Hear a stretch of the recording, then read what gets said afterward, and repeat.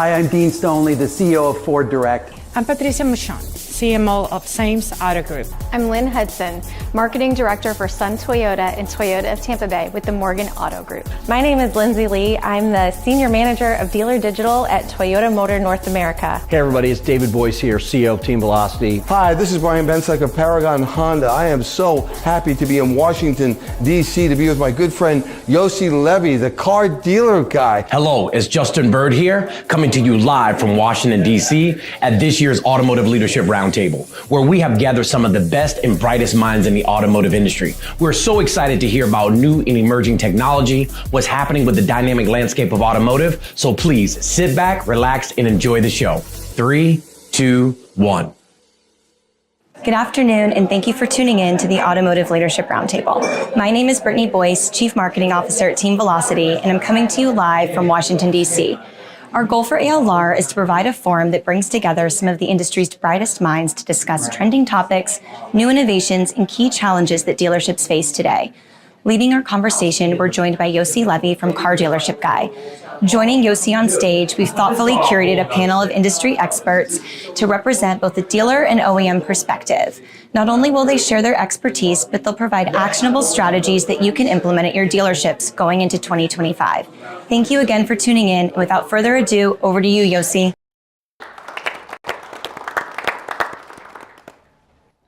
All right. Thanks, Brittany. All right, so first of all, thanks for having me. Excited to be here. I don't get out of the studio much, as Brittany knows already by now, but this is always fun when I do get an opportunity, because I think getting a chance to speak with many great leaders at once in our industry, to talk about some topics that are very important and hot in the industry right now. We're gonna divide this panel into 3 sections. So we're basically gonna start with talking about competing with direct-to-consumer giants, vertical integration, right? We'll break all this down. We'll also talk about eliminating fragmentation in the tech stack of a dealership, right? Having all these different products that are disjointed and disconnected and don't really create a great experience, and what that means, what the future looks like for car buying.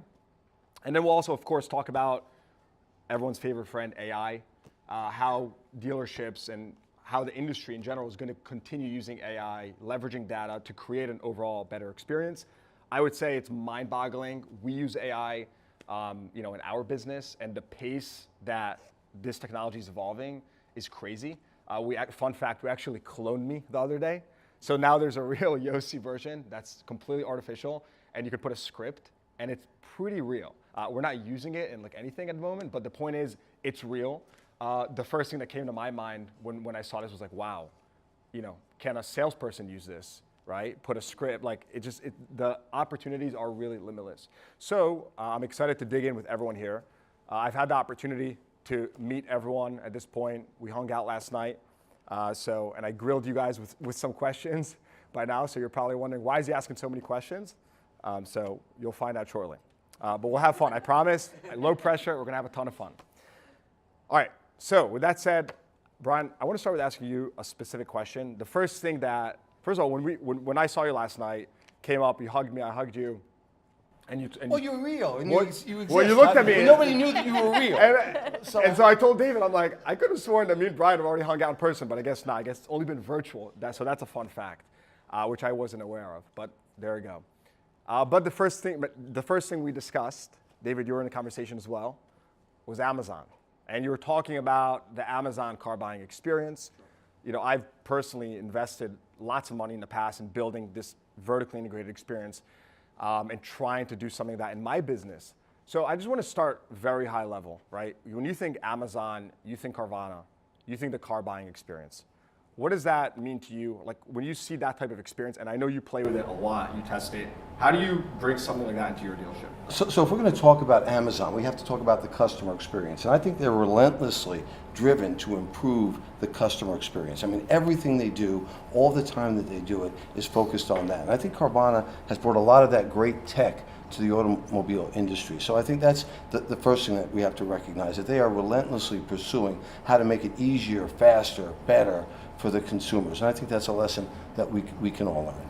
So one thing that I think is important is and people look up to you in your dealership because of just the specifics.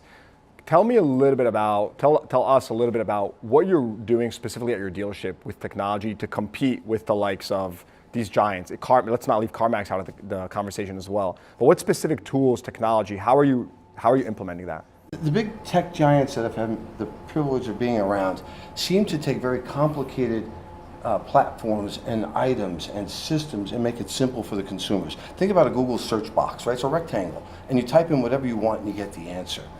You think about the Amazon experience, or you think about a Carvana experience. They have one CTA, right? They have one CTA. It's a sign in, and I go back to what I did learn from Google. It's know me better, serve me faster, and wow me everywhere. And I think these guys have really done a great job with that, having customized scalability. And I think that, for us at the dealership, we're trying to figure out how do we do that? How do we take this private information, the customer personalized information that we have, and use that to better serve our customers en masse? And I think, we've been somewhat successful at doing that. If I worked at your dealership, right, what is the, so I want to put this in practice, right? What does the day for me look like, right? Why does a customer buy from you 3, 4, 5 times?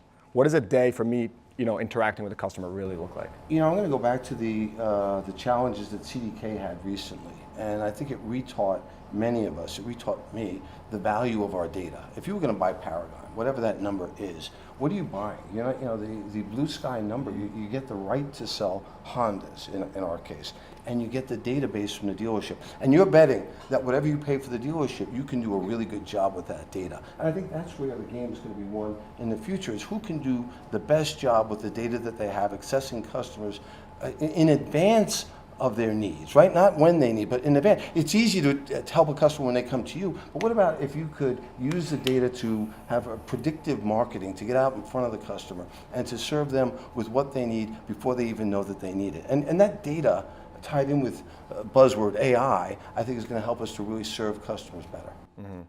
So you're basically saying, if you're able to tell me what I need before I even potentially know that I need it, that's something that you're doing today in your dealership. If I'm not doing that, am I falling behind in your opinion? You can't catch up. It's use the Kobe Bryant.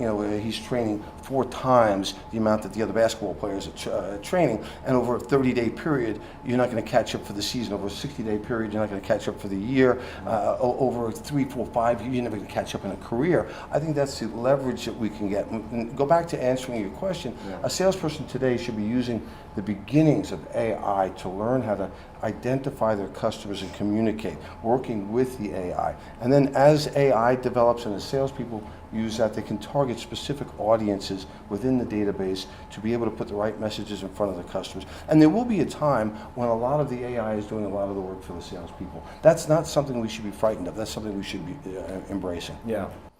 So I want to expand on that, right? Not everyone, you're obviously a very big, powerful dealership. And I have to imagine there's dealers listening to this right now wondering, how do I do this, right? Like, very tactically, is it sophisticated? David, I also want to pose this question to you because you're doing this daily with dealers. Brian, you've done it at a large scale at your dealership. What's the process like? It sounds great, right? Okay, I own 2 points, 3 points, 10 points, whatever. I want to be able to be proactive with my customers, but how difficult is that really? I go back to Robin Sharma's success formula. Small steps taken daily over a consistent period of time can lead to stunning results. So you've got to jump in. You've got to start taking the small steps to learn the products that are available, the tools that are available. Really work with those vendors that are offering those tools. Work with the team Velocity. Hey, how can I use your use of AI with my customer database to better serve the customers? And don't jump in all of a sudden. Take small steps each day over a consistent period of time, cross-departmentally. Remember, your customers don't live in the new car department or the used car department or the service department. They're going back and forth, back and forth. And you use the Apple example. We experience Apple on service. We use them for telephones, for some of. They're in every aspect of our life. What do you mean Apple on service? Well, Apple. Anything you need, with whether it's computing or whether it's phones or whether it's music, Apple's there, right? And so that customer lives in all these different departments. And I think we tend to segment people, put them in the service bucket, the sales bucket. We want to think, you're moving. You're going to go, from one day you're in this bucket, then the next day you're going to be in that bucket, then the next day you're going to be in the service bucket. And so we don't care how the customer enters into the Paragon loop, as long as they enter into the loop and they continue to be cycled through the loop. Well, one of the things that I really enjoy about working with dealerships like Brian, because for us it's about serving primarily the dealerships and now OEMs. And Brian always paints a very clear vision of what he thinks should be. And our job is to try to make that vision come to life for him. And he's been instrumental. For example, if you take a look at some of the tools we created, Apple's been a much bigger influence than certainly any technology company in the automotive space. He said, I want to be, when someone buys a car, I would like it to be about like what it looks like buying a phone. So if you went to his website today and went into that portion of the technology, and you compared it to Apple, you would see a very similar experience. David, success leaves clues, right? You can go on Apple's website. They don't hide it from you. It's pretty clear. Exactly. And they do it better than anybody else. So we looked at the site and said, well, do this, do more of this. And when you go outside of your own industry, that, you know, if you look at the other, if I looked at, let's say, Toyota, or I looked at Ford, I'm going to get incremental growth. But when you look outside of the industry, then you can get exponential growth. You look at Starbucks to learn how to sell cars. You look at Apple to learn how to sell cars. Well, we're going to hear from Toyota and Ford in a second. Amazon to learn how to sell cars. Hey, I contacted those guys at Ford a couple of years ago. And they said, hey, guys, and you know, they didn't want me back then, but you know, that's okay. That's okay. Let's talk. Let's talk. At the end of the day, sometimes it takes clients to help even companies like ours create. Oh, we battle, man. We battle back and forth. One of my favorites. It was something that we lived with this service scheduling system, and I'm not going to get into the names or name details. It was not great, to be honest. Not a great customer experience. Brian said very plainly in a meeting to me, I want a customer to be able to schedule service in 30 seconds with their thumb. Now make that happen. And we never thought about that before. Now, what I thought would be simple, I said, oh yeah, this will take us a couple months, don't worry, we got this. A year later, we were still working through the details, but we got it now. And 3,000 people a month schedule service with their thumb, and half of them schedule pickup and delivery, all seamlessly on one technology platform. That was as he said, small steps over a decade, in this case, more than a decade of working together, have provided, I think, some of the things that we do. It's not one step at a time. What we did is we took one area and said, let's replace that with a natively built application to work more like Apple. Then we took another area, then we took another area, then we took another area. So look, this is hard work. It's not simple, it's not easy. Nothing good is easy, and it takes some time. And that's what we've been able to, fortunately we have great clients that have stuck with us over time, which have made us far better company than we ever would be without them. I want to push this to Dean from Ford, Lindsay from Toyota. I'll tell you a quick funny story. You mentioned taking small steps. So I actually worked with a gentleman from Toyota, and I was, founder, run. I want everything now. And this guy, so one day he comes to me, he's like, Yossi, he's like, PDCA. I'm like, what? I'm like, dude, I don't have an MBA. Like, what's PDCA? He's like, Plan, Do, Check, Act. And he's like, just like small steps, pilot it, run it. And so when you say small steps, I think right away I put myself in my shoes. I'm like, I want it all now, but I agree with you, right? Like, test it out, give it time, scale it. But David, I want to transition your point to Lindsay and Dean, specifically from the OEM perspective, right? So we're talking about customer experience from the dealer's shoes. How do you think about it? Dean, I want to start with you. In relation to the direct-to-customer retailers? Frankly, the direct-to-retailer, they're exploiting gaps in the customer experience that shouldn't exist. And you're saying the fact that D2C exists. They're disrupting the market by exploiting these gaps that really shouldn't exist. Because if I think of our dealer and our dealer network, our dealers, from a data point of view, we provide cross-channel, cross-dealer, cross-tier, probably most importantly, view of the customer journey. We combine that with proprietary tier 1 data like vehicle orders, vehicle scheduled, incentives, vehicle diagnostics. So as a dealer, to leverage that single view of the customer, that's something that the direct-to-customer disruptors, it'd be virtually impossible for them to match that. So it's filling in those gaps, filling in that customer experience. I think your point about the simplicity, Brian, is key. It's really complicated to make something look simple. And websites is a great example. There's still a lot of websites out there where there's pop-up chat boxes. Every time you click to another screen, you got to keep closing them down. I mean, it's whack-a-mole, right? And it's getting past that and creating that simplified view. And I think that's what they've done a good job of is simplifying versus the variability. But if you go back to first principles, and if it's really about the customer journey, and all of that data and leveraging those insights, again, I think we have a built-in advantage. Dean, before I ask Lindsay a similar question, can you tell us what you do? I think it's really important for people to understand, right? When you bring this perspective, why it's unique. Yeah, sure. So Ford Direct is a unique entity. So we're actually a joint venture between Ford Motor Company and the dealers. And so we serve both, and we have the shared interest of working on attracting, engaging, retaining, converting customers as they interact digitally, whether that's at Tier 1, Tier 2, or whether it's directly with Tier 3. So we operate in that middle. There's always been this kind of decades-old gap between the Tier 1 ecosystem and the Tier 3 ecosystem. Well, we essentially close that gap. We have a trusted relationship with both the OEM as well as the dealers. Yep. And so that's how we're able to provide that full view of the customer journey. All right, and it's no coincidence that Toyota and Ford, because you have the highest customer retention rates in the industry, so obviously we'd like to think you know what you're doing very well. Lindsay, how do you think about enhancing the customer experience, again, from the OEM perspective, working with the dealer to do that?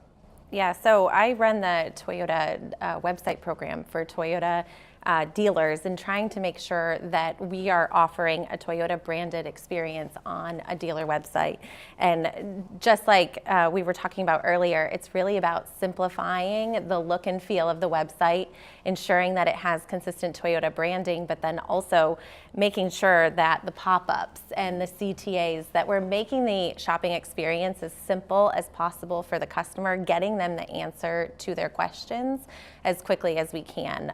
We've worked really hard this year to clean up websites, both from a, again, look and feel perspective, but also really looking at what vendors we're working with and partnering with based on the consumer research that we've done for what a customer wants in a dealer website experience. They want to shop and they want to schedule service. So how do we get them to those pages as quickly as possible? Which vendors are we working with that help them to do that?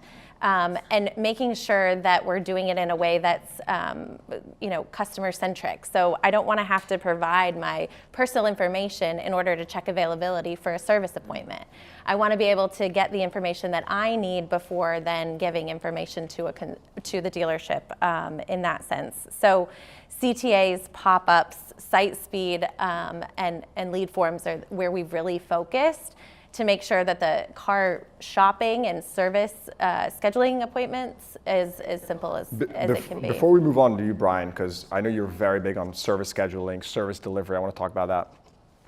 Lindsay, what's the adoption of that? Like, I know these are red flags, what you just mentioned, right? Multiple pop-ups, CTAs, slow site speed, it's very annoying. But what is the actual adoption in the industry or from the data that you have access to? Yeah, so actually we recently implemented a customer survey on the Toyota dealer website. So we ask customers to respond to a survey after their visit on the dealer website.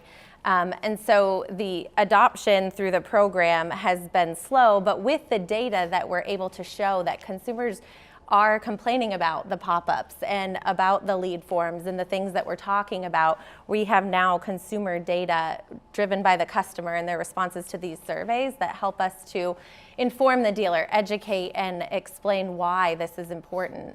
Site speed is a huge piece of that. So many different tools and widgets on a dealer website slow down the site speed and cause bounce rates. And so if we can help educate the dealer on those things, that's our job, and then we slowly get that adoption. In other words, if your site is slow, I'm out. I'm going to the next dealer. I'm not shopping with you. Right, right. And it's worse than that because many of these widget providers have disparate objectives to the dealer, right, and to the other vendors. They want to stand out. They want pick me, and so they're gobbling up the site speed. They're gobbling up the bandwidth there, all trying to do what's best for the vendor, not necessarily what's best for the consumer. Yeah. I mean, some of the most progressive dealers truly have the slowest site speed because they're trying and testing all the newest, latest. It's a smorgasbord. Yeah, and every one of those slows it down. Yeah, I think you bring up a good point, right? There is like somewhat of a conflict of interest. And you have to really think like, what am I optimizing it's for? an absolute conflict of interest. We had a pop-up that came on, and you couldn't click it off. The X was so small in your thumb, you would end up clicking on there and going in there, and people mistook that for it working. There was no way to avoid this, hey, pick me! And it was annoying. And then I asked my assistant, I said, how many leads do we actually get? And she said, 211. It's really good. 211 out of 90,000 unique visitors a month. That's about as bad as it can get. So get that out of here. Just if I could pick up on your point on the pickup and delivery, and I know that's something that you mentioned, that frictionless experience, and I think dealers are embracing that. And I know for Ford and Lincoln dealers, last year they delivered 3.8 million pickup and delivery or remote experiences. So it's big. I mean, it's about 17.5% of all ROs now are pickup and delivery. So again, no, it's not in the digital space, although the scheduling is, but it's that frictionless experience and that opportunity. And that growth, I think, is again part of that bridging that gap. I feel the need to be competitive all the time. I just got to shut up. Brian, Yeah. for anyone that hasn't listened to the podcast that we did, which was phenomenal podcast. It was the best podcast of the year. on Spotify, hey. On Spotify, okay. Nah, it was a really good podcast. First of all, give us some context on your pickup and delivery business. I want numbers. I want brass tacks. I want to know the millions. Well, context then the numbers, okay? Yeah. There's Manhattan. Because I want to also ask you about this congestion pricing now in New York, how that's impacting. That's recent. By the way, that's freeform. That's not on the script. I understand that, but I spoke with a gentleman from Wards earlier, and I've got plenty to say on that, right?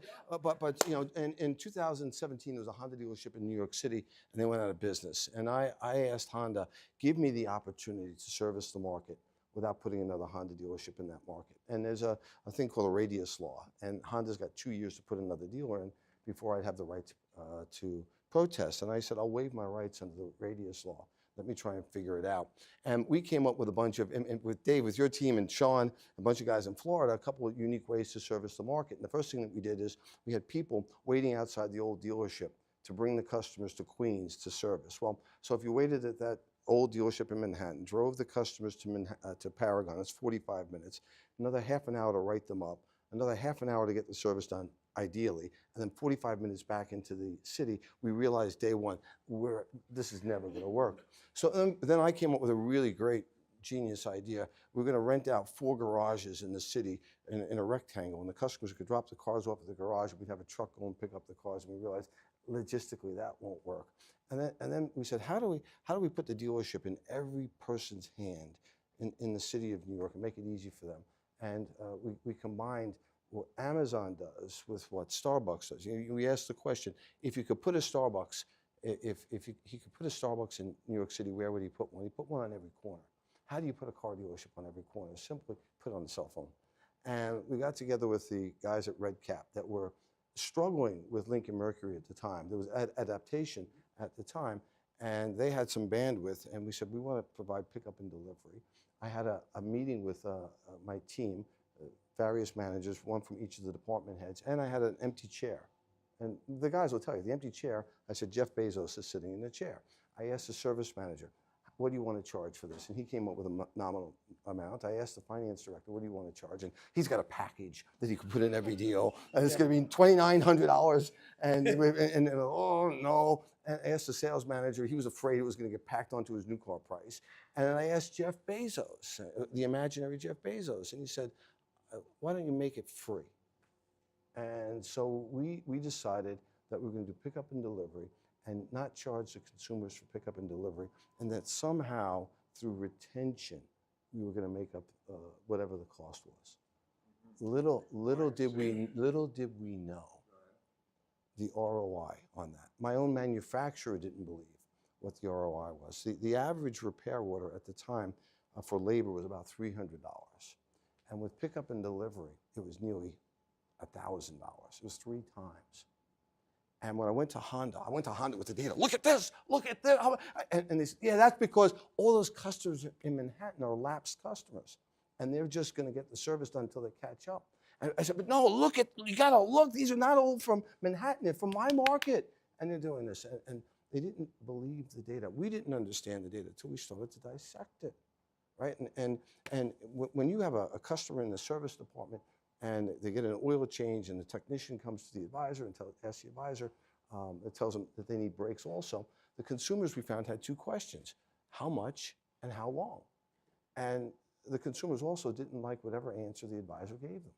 And so we found that by taking time out of the equation, time, which is the most valuable commodity all of us have, out of the equation, the customers were more apt to say, I'll take the additional services that you recommended.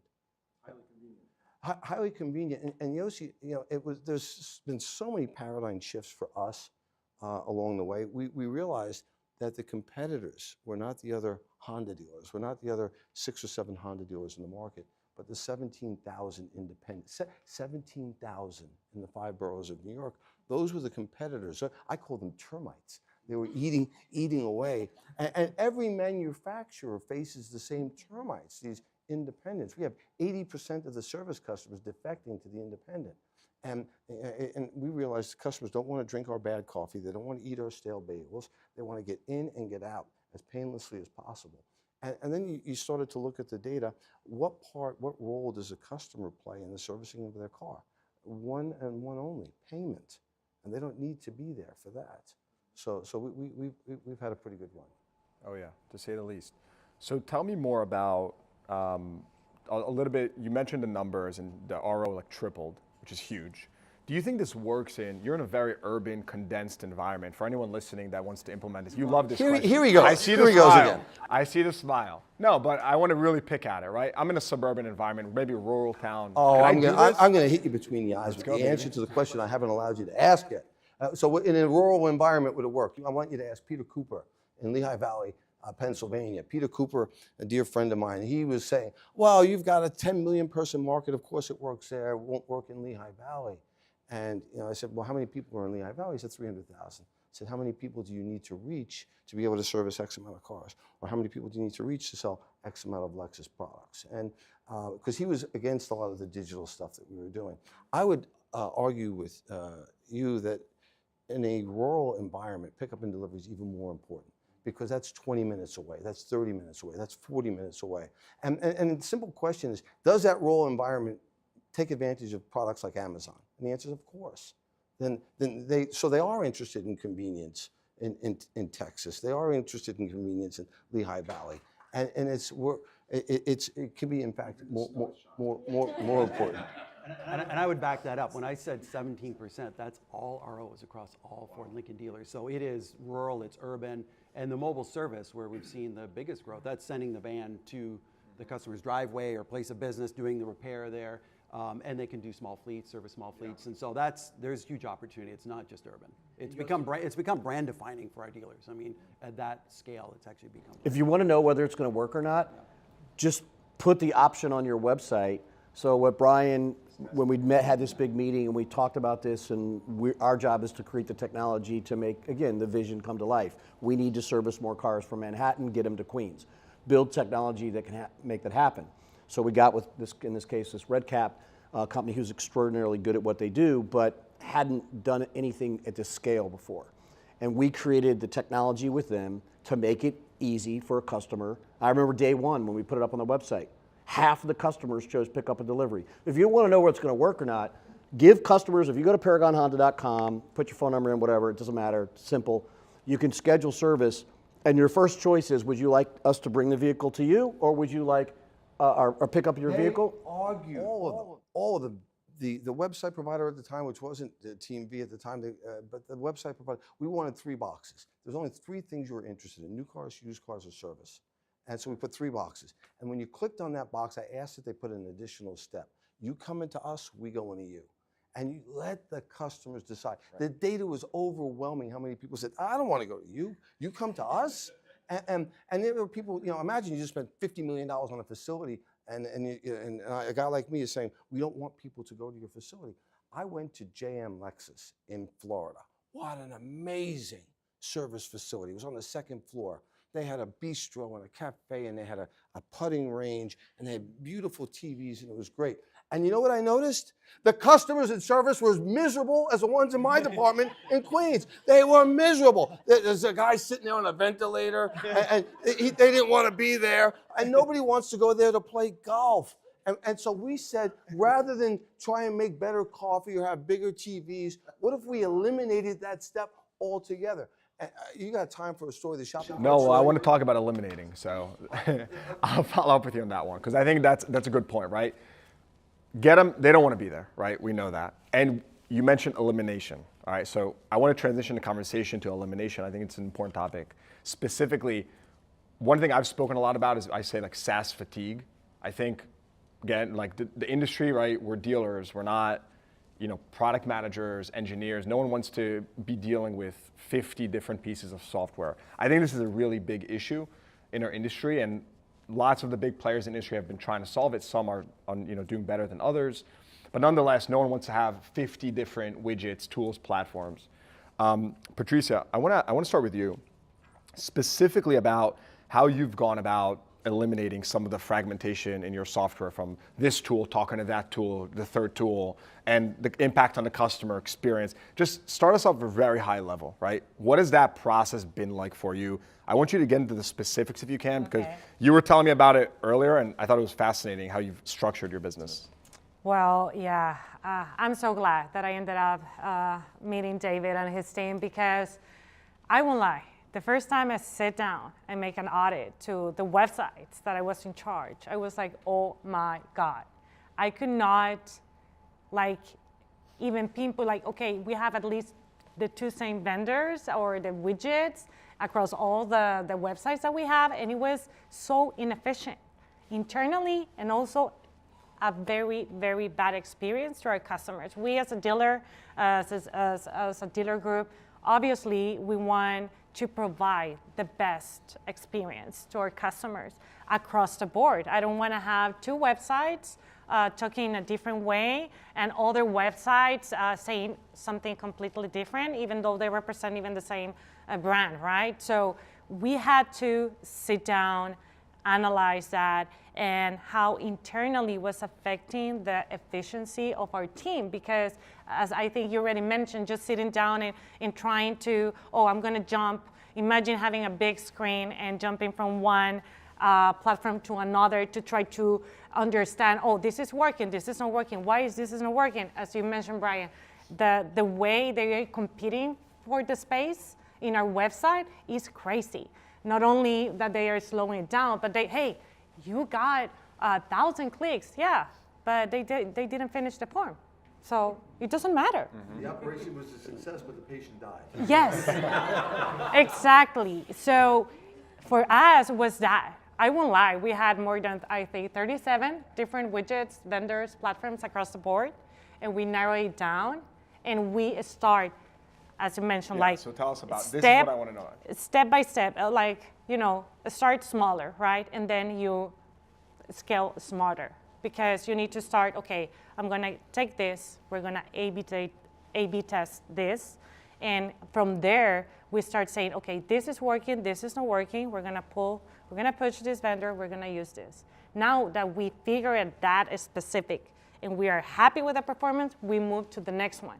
And that's the way we did it. And with Team V, we had the opportunity to see the performance across the board, compare apples to apples.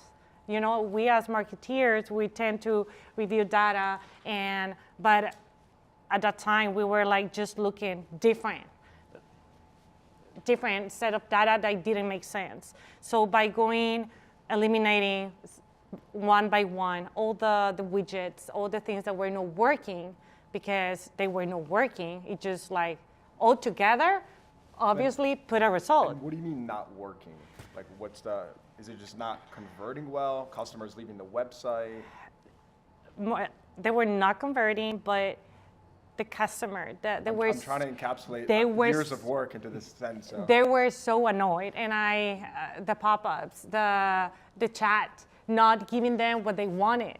And by not having a single customer view, because you have so many different widgets, our team could not be efficient and pick up what the customer left. Right now, we as dealers, we have the big challenge to blend this hybrid model, like the online experience with the in-person, how you make that transition smooth, seamless. And that's the main challenge that we are facing right now. Doesn't Apple do a really good job of that? You know, the Apple online experience is so similar to the in-store experience, although they're completely It's one different unified experiences. experience. And the challenge with all these different widgets, they're like Ask me barnacles. how I know. My wife just broke her phone screen twice in 2 weeks. But it's not her fault, it was the baby. So. Those, But I went to the Apple store twice in the last 2 weeks. and it was Yossi, those phenomenal vendors though are experience. like barnacles on the bottom of the boat, and they just keep growing. And you add a pop-up, you add a texting platform, you add.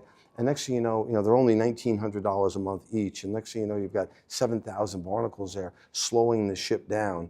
And each one's going to fight you as you try and scrape them off.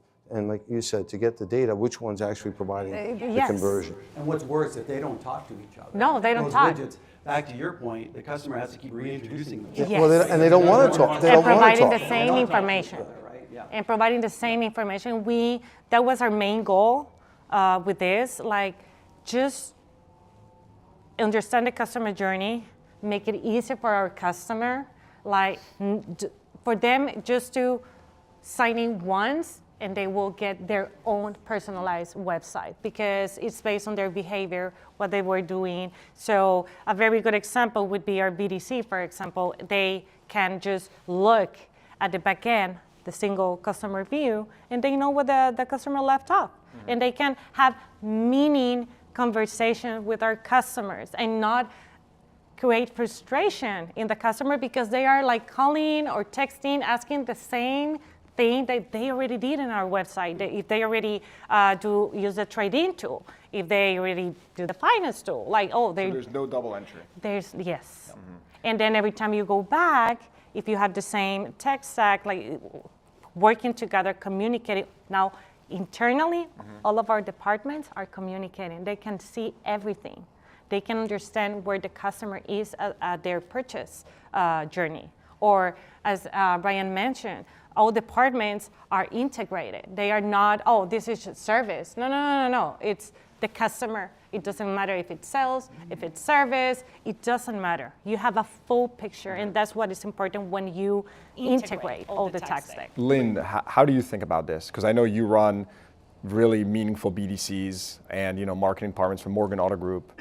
Do you operate this way as well? What's your strategy? Absolutely. So we changed from a different provider for our website to Team V, and immediately the reason I wanted to change was because of that single sign-in. You sign into Amazon and the shirt you looked at 2 weeks ago still pops up, or now it comes in a different color.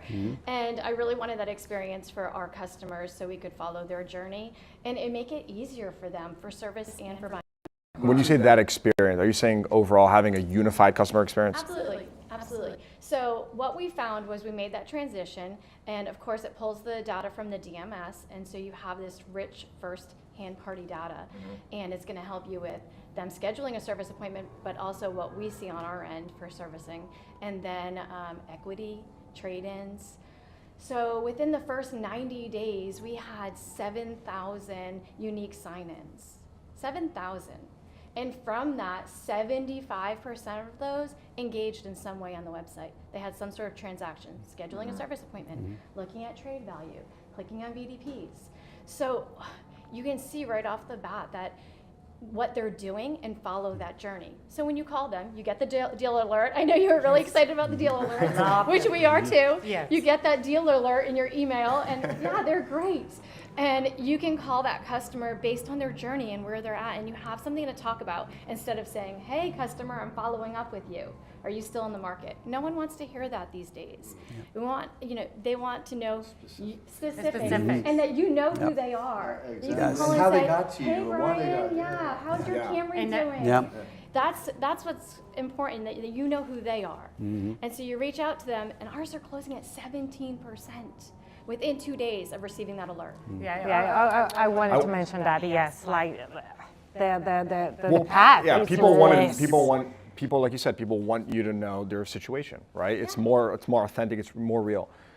I've sort of been on this like BDC train lately where, we had a couple episodes about BDC. We had a great episode with someone named Tina Tashi. I'm referring to the podcast now, where we broke down how she structured her BDC.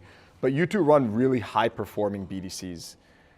And for anyone that is not at your level, right, how do you go about selecting these customer data platform, customer experience platforms?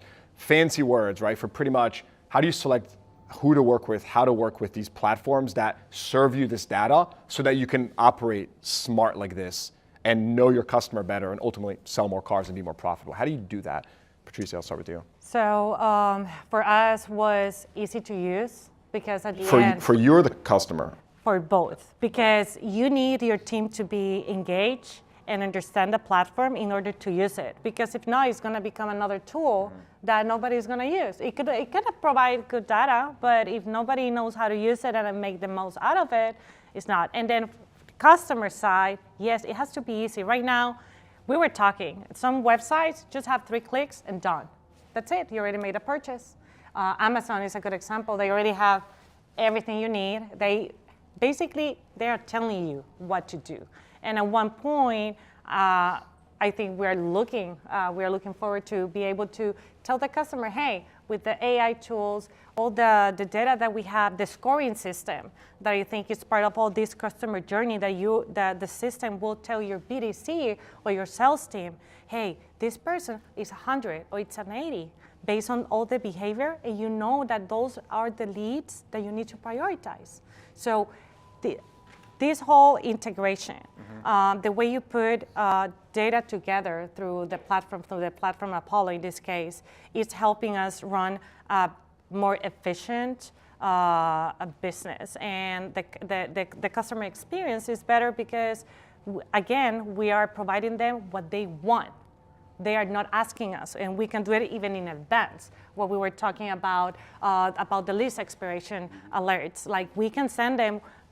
You as a dealer can determine if you want to start reaching out 3 months before the lease expires or 6 months, and then you can start putting in front of them potential options. We have the upgrade matrix also that it helps a lot to see based on behavior what they have been looking at their website, based on the monthly payment that they have or the lease they have, where the next upgrade that they should receive, and not only with one options but different options. So this whole platform, they're having all tools unified under one roof, it gives us, we as dealers, the opportunity to provide a better experience. And Lynn, before we go to you, I think just one interesting anecdote is that Amazon has arguably one of the best user experiences, but they're actually notorious for having a very ugly user interface.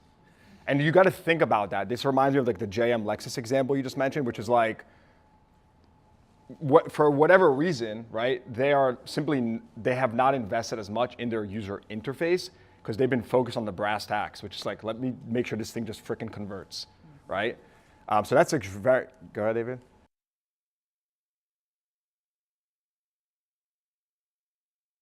I mean, just I got a big smile on my face.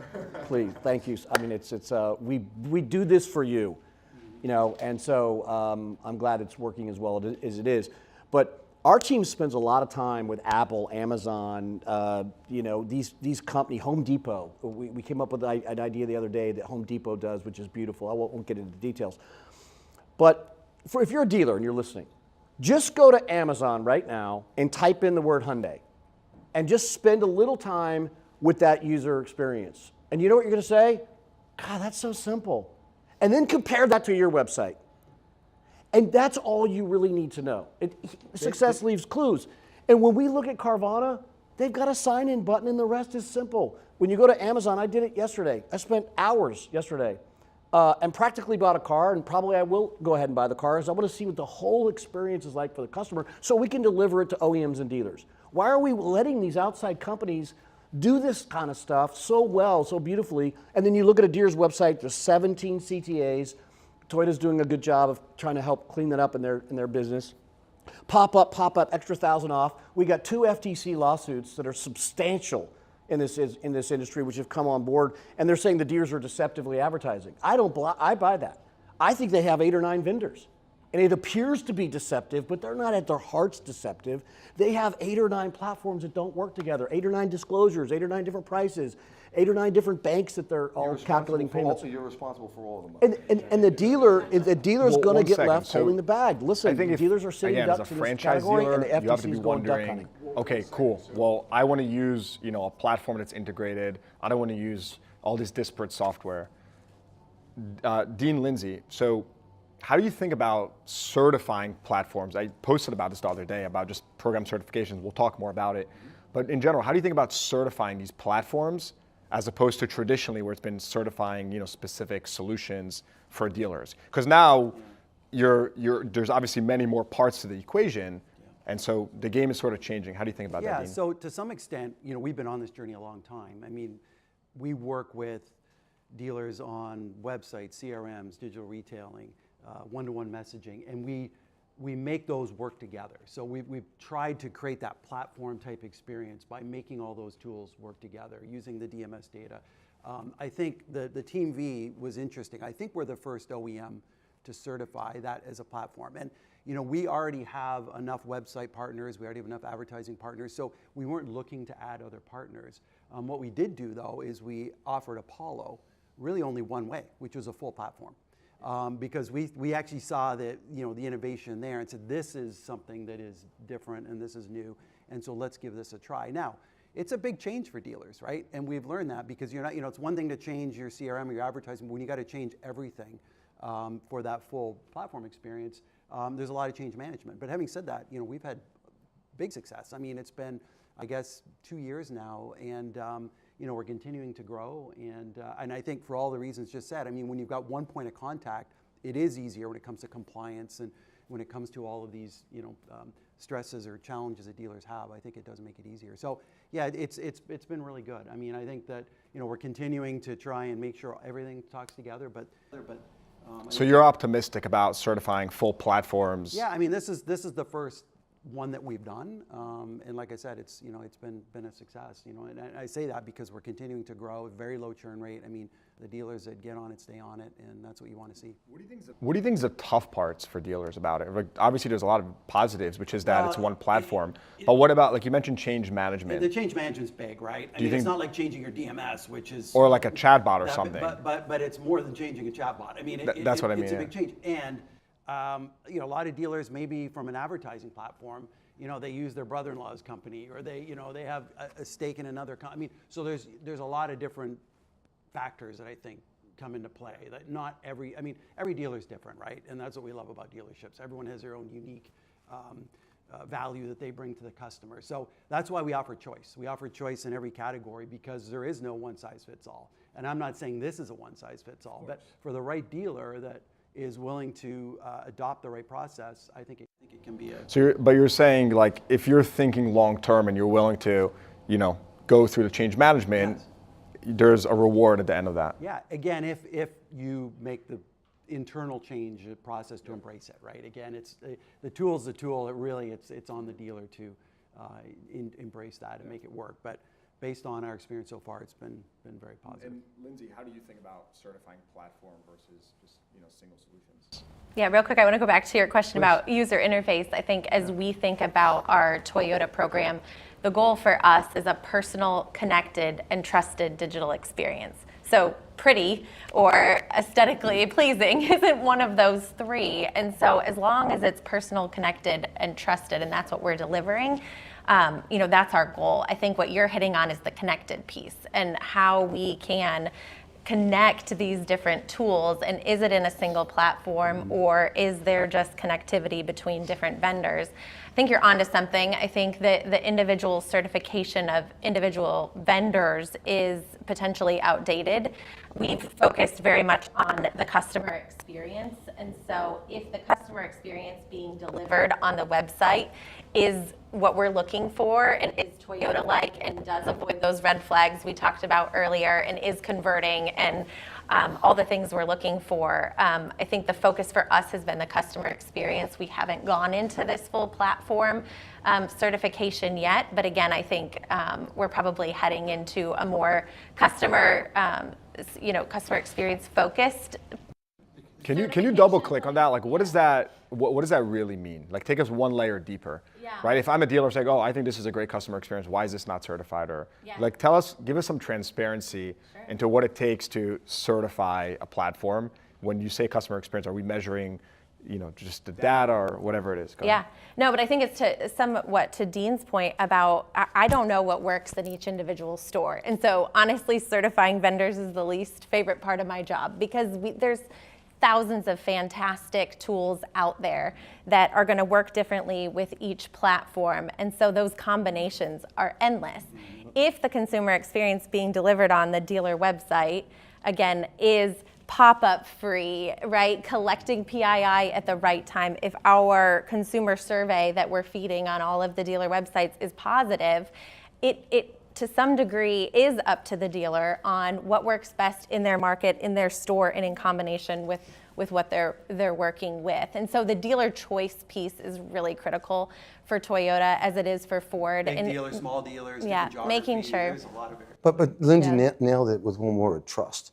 And the trusted site aspect of online, giving your information, buying something, I think that's what an edge that Amazon's built for themselves, and some of the other big aggregators to Tesla have built for themselves. You trust it. I believe these people. They're going to make it easy for me, and I think the trust factor is really important. Remember, when you're in the dealership, you have the ability to look and size up the person in front of you, and it's somewhat natural for us to understand what trust is like. It's even more difficult online. So how do you get the trust online? How do you have a trusted site? And I think consistency from store to store, consistency within the store. I love the word trust. Just from an OEM perspective, I think that's key. I'll give you an example. Think about oil change experience. It wasn't long ago, you would get a car, the owner's manual would give you one interval, 8,000 miles. Dealer A would say it's 4,000. You'd maybe go to dealer B and it was different again. It's every 1,000, though. Yeah, of course, every 1,000. You think of today how we run it now. You've got a smart oil sensor in the car. When that tells you need an oil change, my Ford Pass app says I need an oil change. And then our one-to-one communication, whether it's to Apollo or we have a consumer connection product, communicates to the customer. Traditionally that was direct mail. Now it's more email and chat, or it's custom creative. You could be on Facebook or ESPN.com, and I get delivered a custom piece of creative that is a call to action for an oil change to me. It knows my Ford Pass points that I can redeem. I click there and it goes right to the dealership. That's trust, right? Everything's consistent, and that's why the OEM wants to drive that trust and consistency for the customer. No one has done a better job than Ford of connecting tier 1 to tier 3, but it's probably the biggest secret in the business. Like what you just said, I'm sure dealers are like, wait a minute, when the oil sensor goes off in your car, Team Velocity in this case, or Apollo, gets an indication of that and then communicates to the dealer through multiple mediums. Yes. Well, we can communicate on behalf of the dealer without them having to actually do anything. That's a prescriptive advertising we're talking about. It's the right message to the right customer at the right time, and that gives you an efficiency from a dealer perspective. You don't mind spending money where you're going to get an 80% ROI, and if you Words off termites too. there you go. That's right. Termites don't have that tech yet. They don't, and I think that's why this panel is so unique, because normally you're probably used to talking to dealers or OEMs. The future is dealers and OEMs working together to get this worked out. And as usual, sometimes in our business, it takes outside influences. The FTC is an influence now. Amazon is going to be an influence, I hope. Because when dealers start to look at and they compare themselves and they go into Amazon, it is actually it's a wonderful experience. It just is. You can argue about the UI all day long, and there's a couple remind things. me where I service on Amazon. So we have an edge there. We have an edge there, and let's not lose that edge. And I do think that success leaves clues, right, for sure. And I think it's interesting when you look at an OEM, and you said that they're really great Ford tiers 1 through 3. Yeah. We identified that at a Google meeting years ago, that you guys really had that set up. Where's Tesla on tiers 1 through 3? There is no tier 1, 2, or 3. It's just one experience. Where's Apple 1, 2, 3? There's one experience. I always have this fantasy of running into Elon Musk someplace and saying, "Hey, who's your DMS? Hey, Elon, who do you use for your CRM?" And the guy would look at me like I'm an idiot, because it's all one experience, right? It's all one experience. So I think the closer the dealers and the OEM can get to combining and make it one unified experience, then it becomes whose product's better and whose mousetrap's better.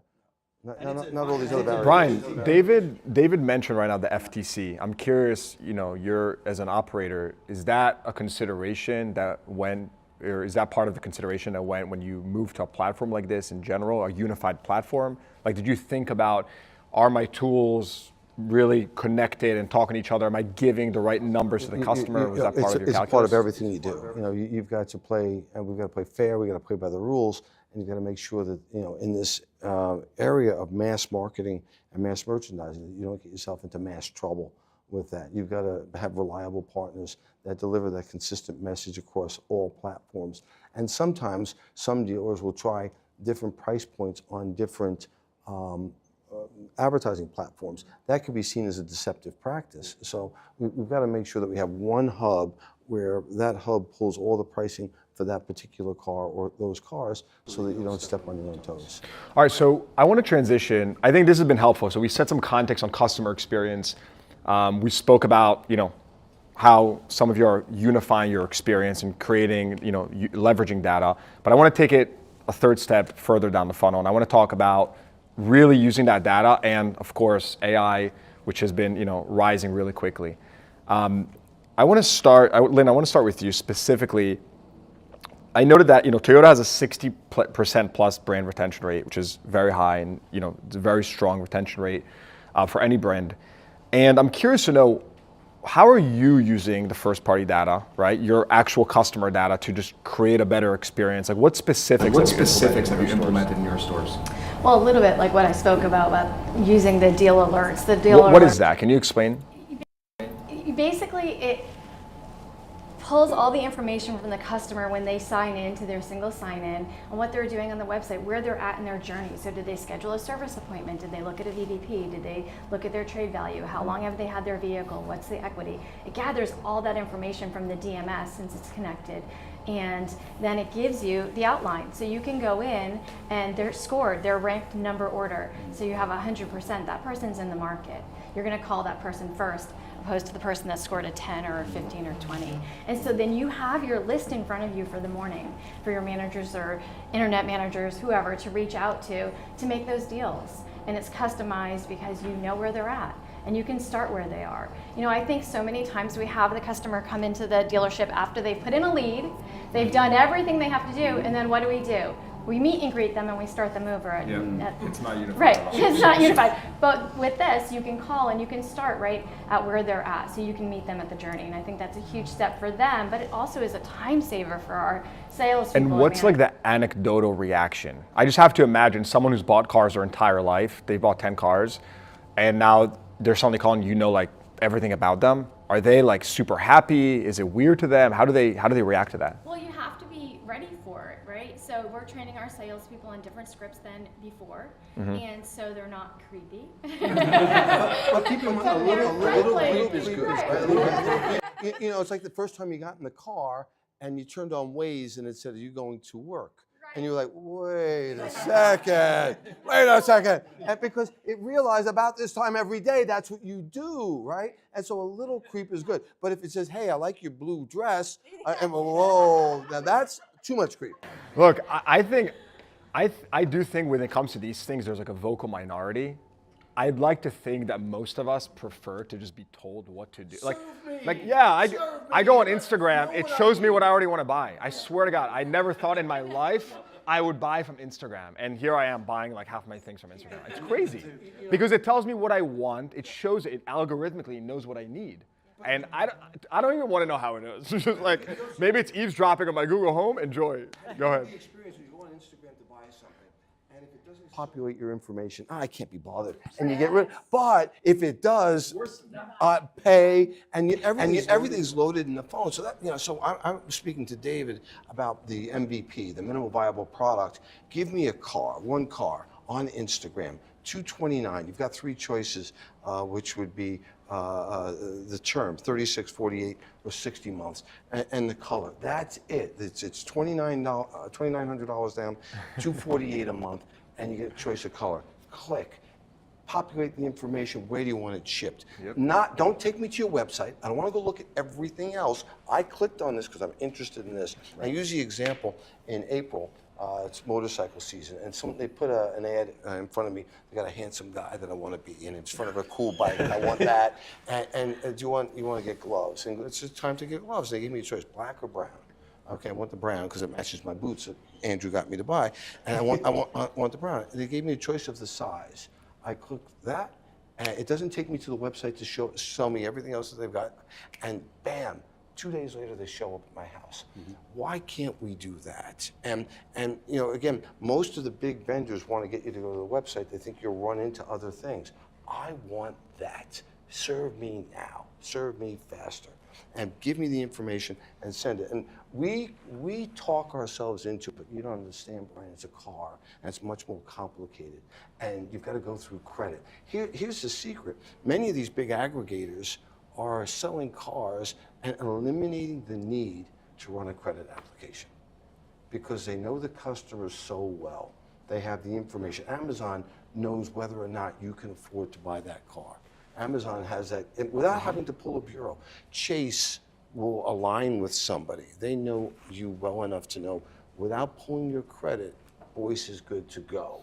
And so instead of managing the 80% of the customers, you can manage 15 to 20% where maybe you have to massage the credit application. So I think the more we can work on making it easier for massive amounts of people to do business with customized scalability using their PII, that this can be our game to win. David, you're building these products and tools. How are you thinking about the balance of, you know, using data versus privacy? Like, how do you strike that balance when you're building these products? Listen, it's right on the edge. I mean, honestly, we have in-house counsel who gets involved in, has to these days, right? Because we can't use this information inappropriately. The DMS is a gold mine of information which we extract on a daily basis because we know a lot about customers based upon what they bought, how they paid for it, what bank they used, what interest rate they got last time. Right? It's a gold mine. So we have to be very careful, Yossi, about the information that we use and to be right on the edge of not being too creepy. Because how do you define that? Like, do you just test it? We test. We do a lot of testing, and I think that we've come to the conclusion that almost every company has, which is personalization works far better than not. So now, how personalized do we make it? And I say, I would tell you, when we first started, now, for example, we don't even get into things like passwords. Just put your phone number in. We'll send you a text to your phone. Yeah. It's more secure. But once you put your phone number in, oh my gosh, the amount of information we can pull on the customer is incredible, especially if they've ever purchased or serviced before or put a lead in before. So, but customers expect that, right? So what we found is that customers are now, they want it faster, they want it easier, they want it better. So we have to schedule service in 30 seconds. We have to give someone an upgrade option or their trade value, right? You know how long it takes on most websites to get the value of your vehicle? On ours, it's click a button, and we already know who you are. With your phone number, I know you own these two vehicles. Which one would you like to have a value? That one. Great. Here's how much it's worth. Boom, done. If you Kelly Blue Book, Black Book, whatever, trade pending, it doesn't matter. So I think that's a tough balance and I will tell you, we keep pushing personalization, and we measure the results just like, well, Toyota does this incredible job. I think that, again, talking about a leading manufacturer in this area, they're one of the only manufacturers that I'm aware of that surveys the customers on a dealer website. And then they report back to us, which is a knee knocker, you know, if you're in our business, because you're like, oh man, I hope we did good on the survey. Yeah. And you don't want to face this lady if you didn't. So, yeah, she looks nice. Trust me. Hey, Toyota was at the cutting edge of frictionless. You read the book, The Toyota Way, and you talk about a stream flowing. And even a stone in the stream is an impediment, right? And it causes friction. And looking at, you know, our drive for frictionless is not, you know, that's aspirational. You're not necessarily going to get there, but we can certainly have less friction in the transaction. So, and metaphorically, it's pulling one stone at a time out of the way of the stream. You know, I will tell you, we're talking about just consumer experience, and like we've seen in our content, right? We put out media that if you don't trim the first like millisecond or second of a video that you put on social, it gets meaningfully lower retention. Like people will just scroll away. So when you're scrolling and you see a piece of content, it needs to right away go into like whatever the content is. If there's like a breath, people are scrolling away already, which is mind-boggling because I didn't even realize this initially. And then as we were like really going into the data, we're like, oh my God, like. Well, you're doing a good job. I bouncing. can't avoid you. You're in my feed, so you're doing a good job. I know. Our I appreciate the algorithms are comments. aligned. David, I have one more question before we move on to AI, because I want to talk about how you're actually using it in store. They mentioned this product, this featured deal alerts earlier, but I want to ask you, like, if I'm a dealer listening, how do you algorithmically rank my clients? Like, I'm maybe a little scared, intimidated by that, because I'm saying, what do you, like, do you really know that, oh, I know that this client, whatever, for some reason, I may have some past information, anecdotal, like, how do you rank these clients? When Patricia and Lynn were talking about it, they seemed like very high conviction that this is correctly ranking. Or else, if they weren't, I view this as either it works 100% or it does not work. Because if it's at 90% margins, I might be a little concerned, right? Like, does this really know? So how do you do that? Well, first of all, we were able to analyze hundreds of thousands of transactions, and we were able to see, here's what people do before they buy a car. I'll give you a simple one. Most people who buy a car come back and visit the website 2 to 3 times within 7 days of purchase. Okay, so that's more points. So there's only 3 types of people that buy cars from the dealerships. Only 3. A current customer who purchased before, a service customer who never purchased but services with the dealership, maybe they moved from an area, and what they would call pure conquest. Never done business at all with Paragon ever. So first of all, you have to have 3 different scoring systems, all 0 to 100. And dealers are very into, for example, at Paragon, they have a massively large database and they do an incredible job with the vehicle exchange program of bringing customers in. So we're looking for customers at Brian's dealership that have, let's say, $1 of equity. Right? That's worth points because we know the customer has just crossed into a position where they could get a similar payment for a newer vehicle. Another dealership, maybe it's a Mitsubishi store, doesn't have a large base of customers, so they're more focused on, are they engaging with our advertising on the Outlander? So we have a 0 to 100 score. There's about 20 categories. We have a default setting that works for most dealers, but the dealers can modify that setting along with our account representatives to work specifically for them. Because if the dealer knows, I was smiling when you guys were talking because you believe. And the reason you believe in it is because you were part of setting it up. When you go to a dealership and tell them, someone in our company says, listen, we can tell you how to sell cars. Right. Right, come on. I mean, that's a joke. They sell cars, we create the technology. So what we do, we say, this is how we would score customers for your dealership. Now, you want to change it up, 5 points here, 10 points there. As long as it totals 100, we're good. And then the dealer decides based upon their size. Generally, larger stores, when the customer reaches we find a number around 70, 65, 70. When you get to 65, 70 points, that's a good time to alert the dealer with what we call a deal alert. When they cross 80, this customer is going to buy a car at a dealership. If it's not yours, it's going to be somewhere else. You better jump on this one now. So we're really excited. That's new technology, thanks to Joe High, who's out in the audience, and a whole bunch of brilliant people. We used a lot of technology, a lot of data science when it was involved in this, and we looked at every single transaction and hundreds of thousands of transactions using data, and we started to see patterns, and they were very clear patterns. I'll just give you one example. Digital advertising. I don't think anyone in the country spends more effort and energy on digital advertising than Paragon. Money. We spend more money. And so you better be giving a return on investment to this guy, or you're done. That's the table stakes to be involved with groups like Paragon. You've gamified it. The scoring system has gamified it for us. So it really gives you the ability to focus on what we call win, right? What's important now, and what's important next. And you're able to put those in buckets. So you can spend. We've all got a limited bandwidth. You're able to spend the bandwidth on what's going to give you the highest statistical probability of doing business now and in the future. And that's what gamifying is what people want, right? Kids today make it a video game. Okay, they won't do work, but they'll play a video game. So if you make the video game work, then hey, I sold a car. Yeah, okay. No kidding. It kind of makes me wonder from a BDC perspective if we're going to see BDCs sort of evolve in the future, where there's almost different teams, like the immediate team, and then there's the this is the nurturing team. Right? Yossi, our first, we acquired White Plains Honda. The first thing that we did was redo the BDC. How so? And we just ripped it out and put it.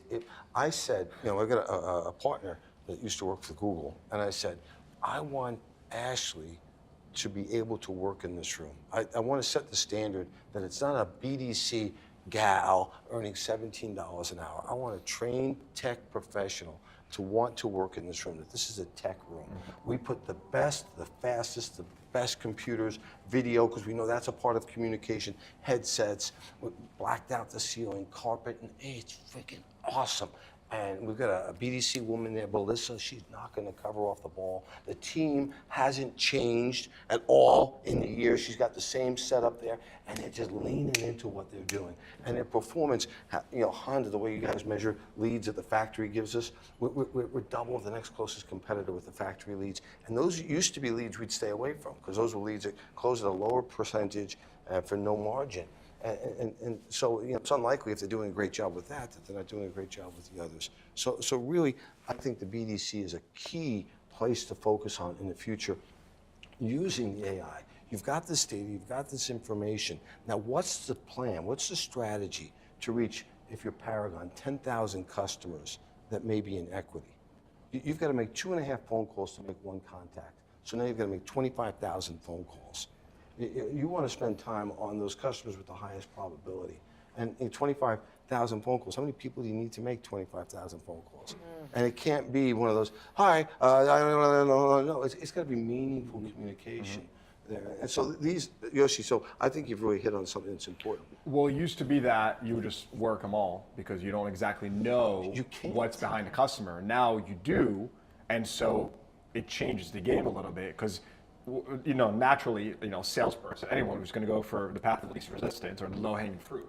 But then you have that, you can actually structure the department in a more effective way, almost have, you know, the Navy SEALs on this, and this is something that's 80-20 rule, right? 80% of the more sales longer income for term. 20%. All right, sure. Yossi, I mean, the dealers out there probably don't know this, but if you're in the technology part of the business and you're an OEM, you do. And that is that websites today in the car business, this is insane to say out loud, but it's true, still use a piece of communication that's 20 years old. I was involved, it's actually closer to 25 years old. I was involved in developing it. The first version came out. And it's called ADF XML. Don't worry about what that means, but it's a tiny little pipe that was invented in 1999 that websites now communicate with these CRMs. Most of these are legacy systems. Tiny little pipe, it's got 13 or 14 pieces of data. That's it. So if you're in the CRM, you have no idea of the 10,000, which it doesn't say how many times the customer shopped. It doesn't say what equity position they're in. It doesn't say that they had a 17% interest rate and they could probably reduce that in half and lower their payment. None of that exists. So we had to create a platform and go around that, which is a very difficult thing to do in our industry, to create these systems that were easier to use. But the fundamental challenge that our industry faces, I think, is a technology ecosystem problem. It's outdated, to use your term. Vendor silo solutions, 25-year-old technology. It hasn't been rethought in a long time, and we decided to go all in, which is a massive investment on our part. We prayed the OEMs would like it, because if they don't like what you're doing and they're not into it, you're done. It's a huge barrier to entry now. So I'm grateful that this is starting to happen. Yeah. And I think some of these outside influences that you talked about in the beginning of the segment are good for our industry. And Brian has always said that. He's like, you know what? Everyone was down on Carvana about all these other things. You know, look at their stock price. Look where they are now. The one thing you could say about them is consumers like them. Yeah. They're doing something right. We can learn from that. We don't have to sit back and get beaten by these guys. Let's take the fight to them. Well said. So with that, I want to transition to our third and final segment, where we just touch on AI. Specifically, I know, well, Lynn, I want you to share a little bit of what you're doing in store with AI, which I think is pretty cool. If you can just tell us a little bit about how that's integrated in your store, you know, what are some of the solutions? Well, one of the first things that I love most about the AI that we're using is the VDVs, and that starts on the website. What's that? So your VDV is going to take your VDPs, it's going to string them all together into a video. So think about YouTube. It's what the most popular place to consume Streaming a video, platform, to yeah. stream platform, to learn how to fix your sink, to your dishwasher, whatever the case may be. Or like you said, shop on Instagram. You would have never bought that product if you hadn't seen someone using it, if you hadn't seen it in motion or on someone. So the VDVs really bring the pictures of the cars to life. And what it does is strings them together, but then on top of that, it adds AI. And it gives rich data, gives you the propositions on why you should buy, gives you incentives and accurate pricing. So think about if you had someone in store doing that, it would never keep up, and it wouldn't be compliant, obviously, because your pricing changes, your incentive change every month. So what we found is at the store that we implemented it first, within the first 90 days, we had like 25,000 views. And so from those, we broke it down and we're able to see how that turned in and transitioned into a sale. So the more time someone watched it, the faster the car sold. And so I love that, because think about when you buy a car, you don't just look at it, you want to drive it, you want to feel it, you want to see it. And it starts that process right there. So is this like a virtual lot walk pretty much? It is. It's more of a virtual walk around, I would say. Virtual it's walking walk around around. the vehicle, showing you But all every the single pictures. car? Yeah. Got it. So I love that feature. And then going onto our website, we do have AI that will start the communication with the customer. And that really happens within the first minute that the lead comes in. So when you think of that lead coming in at 1 o'clock in the morning, you're up, but why do you have to wait until 9 a.m. to hear back from someone? So we have AI that will interact right then because you're awake and wanting to find out more about that vehicle. And it's a great time to answer the questions that the customer's wanting right then. And also gather more information. What do you think about traditional leads versus just operating, with no leads, where it's just you start the process, right? Like contact, or you just start the chat. How do you think about that? We do both. So we have our chat, and our chat works very well.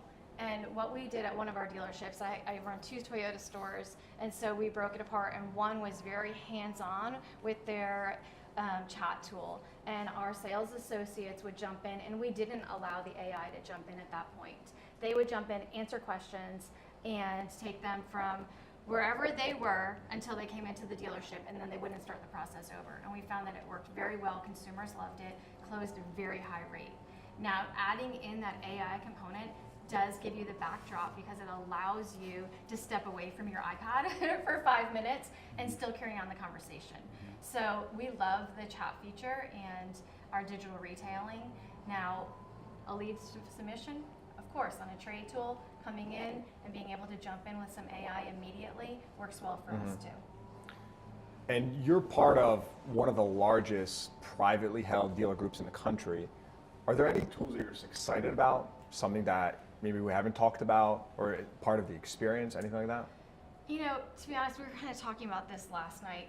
For me, it's not just about the tool. Like, I love Team Velocity, their website. I love several other tools, but it's really about the connection that I have with the people at the organization, because I've used some tools that are phenomenal, but then they don't have people to talk to. And I'm one of those people that on a Sunday at 11 o'clock, if we're having an issue at the dealership, I want to be able to talk to someone. I want to be able to get that issue resolved immediately. So for me, that's a huge part of using and continuing with a platform. Yeah, I think you bring up a good point, right? It's like you're going through all this change. You need to, this is not a simple thing. Like it's a very big change in the dealership. You want to have the right support in order to do it the right way. Right, because which is just as important as, like, you could create the best tool in the world, but if someone can't properly implement it or use it, then it's worthless. And you think about the front, the customer-facing tool, but there's also a back-end tool that needs to be taught to your staff. And that's a challenge as well, because the car business is evolving, but you have people still learning all of these new platform back-end tools that are rich with data. So if you don't have someone that can train that well, it's not going to be used properly, and it's a waste. Dean, before we wrap up, talk to us a little bit about AI on the OEM side. Like, what are you seeing is going to be used with dealerships? How is it going to change? Whether it's the experience, analytics, how do you think about AI? Yeah, I mean, one area I'm excited about. So we have a dealer advisory board, and at our last meeting last year, they said the one thing you could do is try and simplify or streamline our business. I mean, as we know, this is a complex business. You've got 7 P&Ls. I mean, it's very complex. And so we're piloting with our dealer advisory board an AI tool that's actually internal to the dealers. And so the idea is again, stitching all this disparate data together so people within the dealership, whether they're in sales or service, it doesn't matter, can actually get information while they're on their feet. They could be engaging with a customer, they could be on a test drive, they could be at home using their device. I've never heard a dealer say, I want another dashboard, right? So they're not running back to their desk to get on a dashboard and find the information. They can just ask it. They can voice or chat. It could be inventory, it could be days on lot, it could be how many customers test drove a Mach-E in the last 30 days, and and they can ask multifaceted questions. So the cool thing about, LLMs are great, and they're great in terms of how they converse with customers, but they're only as intelligent as the data source, right? Yep. And so using our CJP, we've got 90 million customer journeys in there, using that and then using the dealer's data, we're able to, we're in pilot mode right now, but it's really exciting. So we're calling it co-pilot.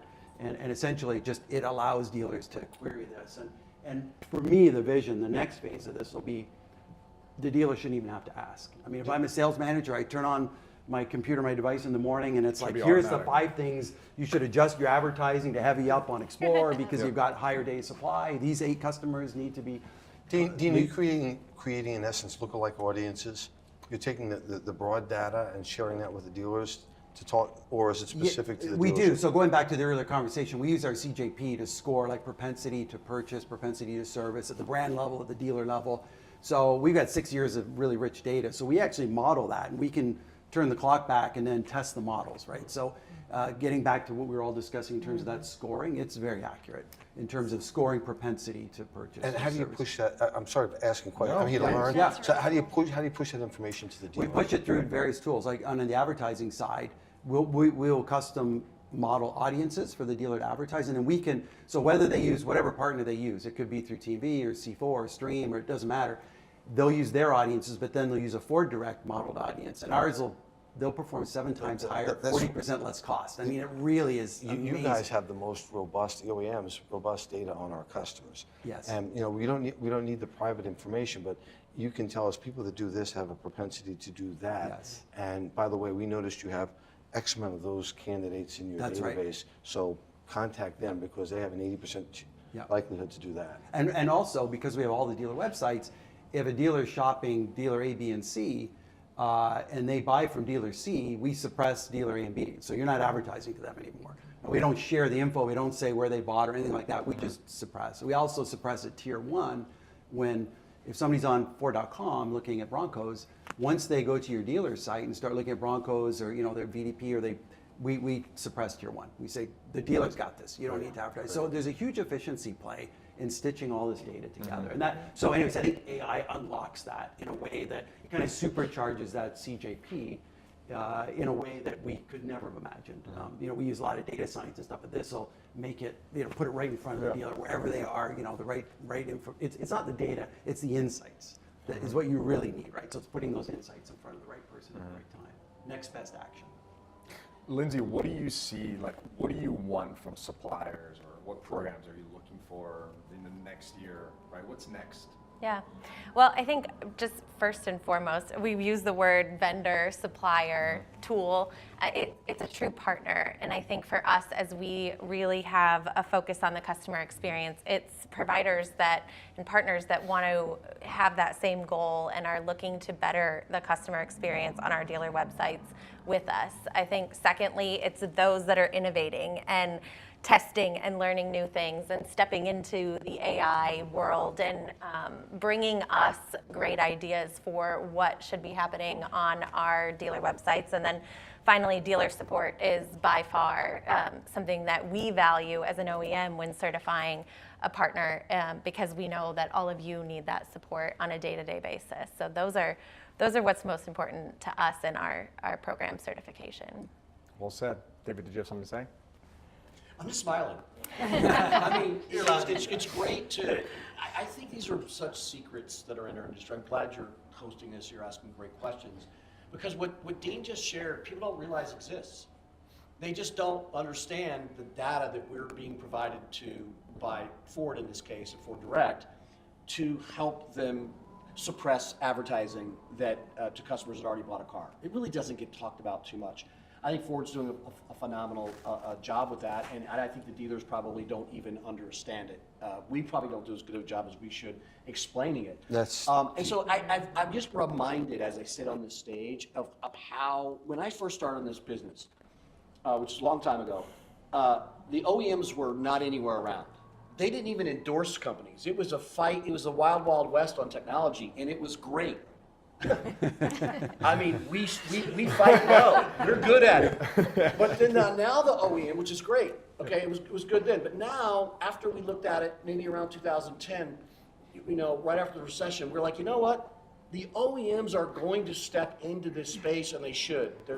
They're going to start certifying companies of who can do this and who can do that. And we bought in, and for good reason, because of the insights that they have. Because Toyota will give you surveys on exactly what your customers liked on the website or not. I don't have to rely on my product development team or someone in our company or even a dealer saying, you know what would really work?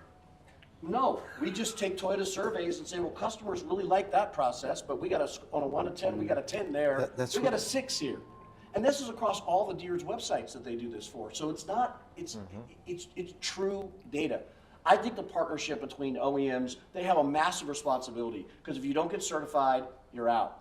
And we don't see a lot of new technology coming into space because the barrier to entry is big. How many Toyota dealers do you have? None. Why? Because you're not certified. We had hardly any Toyota dealerships. We had hardly any Ford dealerships. We have a lot of Honda dealerships because they, fortunately with Brian, were able to see the light quickly. But once you get certified, you have to perform. Because guess what? The worst thing about getting certified is keeping the certification. And I think that OEMs are going to start tightening up on that. They're going to start holding vendors more accountable to updating their technology and scoring. How do you score? What are the real results? And Toyota does a phenomenal job of that. You go to a meeting with Toyota, you go to that QBR, they're going to show up with data. And Lindsay and our team knows that. Fortunately, we do pretty well in the program, and we're proud of that. But I'm just reminded that this is a partnership now. And it's got to have to work. We have to fit right into the middle of this. We have an OEM to serve, brand guidelines, compliance, pricing issues, MAP, and we have dealers who want frictionless transactions for the most part. But look, there's still a lot of dealers out there that think their website has one purpose and one purpose only, and that's to generate a lead. And that's why you have the... Toyota gets it. They want to win, and they play to win. And so it's a meritocracy. You want to keep your certification, help us win. And I love that, because it holds everyone's feet to the fire. I think accountability is coming back, right? It's coming back. And I think accountability is pretty awesome. Well said. Guys, thank you so much. Folks, let's give a round of applause to the guests. Yossi, thank you. I had a blast. Thank you for letting me host this, and this has been great. So that wraps it up. Thank you. All right. Thank you. All right. Thank you. Good job.